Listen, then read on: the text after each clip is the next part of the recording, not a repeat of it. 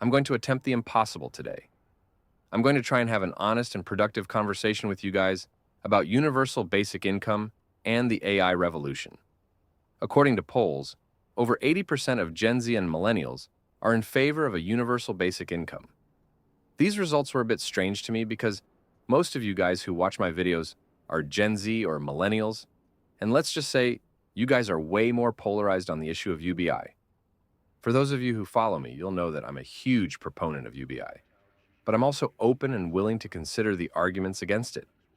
Even if we disagree with each other, my goal here is to have an honest and productive conversation rather than just trying to destroy the other person and win the argument. So, let's get started. As I said, although I personally am a huge proponent of UBI, I'm also very honest and objective, especially when it comes to such a major issue. The first thing I will admit right now is that there is no way in the current present day a UBI would work. Not in America anyways, and certainly not on a large scale. There might be some smaller countries or districts that could afford it on a small scale, but that wouldn't really be universal. The most prominent UBI proposal that went mainstream was from 2020 presidential candidate Andrew Yang, who proposed a UBI of $1,000 for every American citizen over the age of 18. This would cost over $2 trillion per year, and when you consider how bad inflation already is, how much we're already in debt, it just isn't economically possible to afford a UBI right now. Even if you were to eliminate the current welfare programs, which cost around $1 trillion per year, you're still looking at a hefty $1 trillion price tag when our economy is already pushed to the limit. This isn't even considering the fact that if you live in America, you know that $1,000 isn't anywhere close to enough to even pay your rent, let alone all your basic living expenses. It would have to be closer to around $2,500 to cover all basic living expenses for most Americans, and that would balloon the total cost to way beyond what we could reasonably afford. So even though I'm a proponent of UBI, I do recognize that in the current present day, we simply can't afford it. UBI isn't really meant to be a present-day immediate solution, in my opinion. It's more meant to be a preemptive future solution for perhaps the biggest transformation in human history that's already going on as we speak. As someone who works with AI myself, I feel very confident in saying this. You've read all the headlines about how scary AI is going to be, and you've probably brushed it off as the media just exaggerating again. Normally, I'd agree with you, but in this particular instance, it's the exact opposite. Even all the most doomsday apocalyptic scenarios can't do justice to how fast this technology is evolving and how disruptive it's going to be. Here's what I can say. This technology is fundamentally radically different from any other technology that's disrupted the course of human history. You can throw out all preconceived notions you have about everything from the economy to our social and political structures. Socialism, communism, and capitalism will all become outdated relics of times past. In fact, in many ways, they already are. An entirely new system will need to be invented and implemented to replace them. Enter universal basic income. Economists predict that AI will take 2.4 million jobs by the year 2030. This number seemed way too suspiciously low to me when I first read it, so I did some more digging. This is when I saw this video from AI expert Julia McCoy, who says the number will be much closer to 1 billion or even more. This kind of highlights the problems with trusting old, out-of-touch economists who got their economics degrees in a different millennia. AI is evolving way faster than anyone predicted because of the simple fact that it has the ability to improve its own rate of progress. She mentions in the video that, in 2020, experts initially predicted a 50-year timeline before a breakthrough like GPT-4 would come out. It's already out now, just 3 years later. She predicts AI will replace over 1 billion jobs by 2030. And as someone who actually works with AI myself, this is certainly possible. Even if 1 billion is a bit overkill, it will certainly be much closer to that figure than the lowball 2.4 million set by economists. 1 billion jobs is absolute Armageddon proportions when you consider that the world population is 8 billion.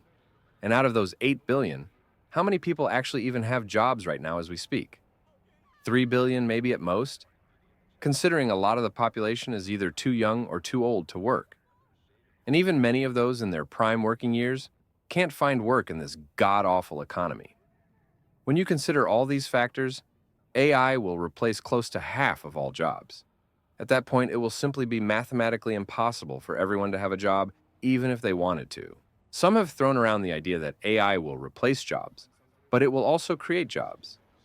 This is an incredibly intellectually lazy take because it just throws out a lazy blanket statement without considering the specific ratio and amounts of jobs replaced versus jobs created. For example, it's predicted that truck drivers could be replaced by AI as soon as 2027. Thousands of truckers will be out of work by then. Some hardcore capitalists propose the solution of just training them all to be AI programmers. I can't sugarcoat this. This is perhaps the most idiotic copium idea I've ever heard. The idea that you're going to take thousands of truckers who didn't like school that much in the first place and suddenly retrain them to be AI programmers when tech jobs are impossibly difficult to find for even current programmers right now is just insanity. Even if all of them magically liked AI programming overnight, there just isn't enough space for all of them to be AI programmers. You need thousands of truckers to deliver supplies all around the country. You only need a few handful of guys to write the code that will replace them. AI will even get to a point where it can write code itself and replace AI programmers themselves, so even that job won't be safe for long.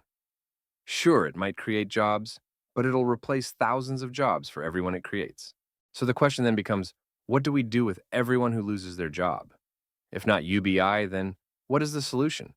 Do we just let them all go homeless and starve? I really don't see any other way out of this. Now, as we mentioned in the beginning, UBI definitely has flaws itself. It's not a perfect solution. But that's if we operate under the framework of the present day. Right now, we can't afford UBI because AI isn't that dominant of a force just yet. It's not producing nearly enough economic value to where it could fund a UBI for everyone through a robot tax. But it will get to that point, and sooner than you think. When, not if, but when AI produces enough GDP and economic value to fund a UBI. This would solve the issue of inflation, as the value would come from actual economic activity and not printing extra money. The other issue that a lot of you seem to have concerns about when it comes to UBI is privacy and the fact that the government would control it. I understand skepticism of the government, but I don't see the logic behind this concern, really. Unless you're a hardcore crypto hacker who stores all your wealth in Monero and privacy coins, the government already knows every transaction you make. If they wanted to freeze your assets, believe me, they have the capability to. The idea that your bank is going to prioritize your privacy if the government really wants to mess with you is pure cope. Furthermore, every UBI proposal I've seen has an opt-out option. If you're really that concerned about the government controlling your money, you can always opt out of the UBI.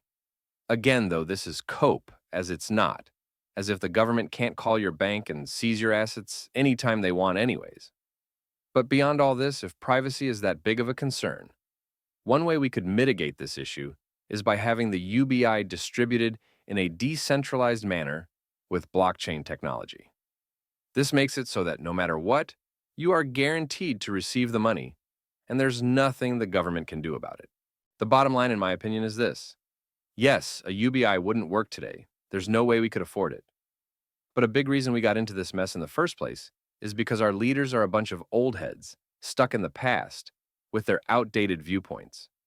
Gen Z has done a great job in terms of discussing modern-day solutions, but in my opinion, that's still not enough. We have to look to the future and try and preemptively solve the problems of the future so that we don't leave the next generation with the same awful conditions that boomers left us. UBI may not be possible or necessary today, but AI will get to a point where it becomes both possible and necessary, and it will get there sooner than you think. And so, the question isn't so much, would UBI work? It will be the only solution outside of just letting billions of people starve, meaning we will have to make it work. So the question then becomes, how do we make it work?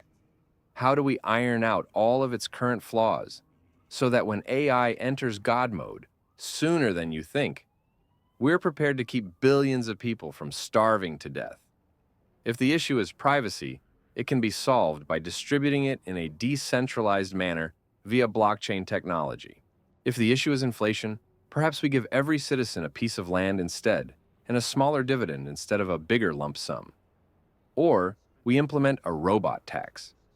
All the problems with UBI are valid concerns, but the conversation needs to shift from would it work to how do we make it work? With the rapid evolution of AI, it will become inevitable. It will not create nearly as many jobs as it replaces, and thus it's the only solution outside of mass depopulation and starvation.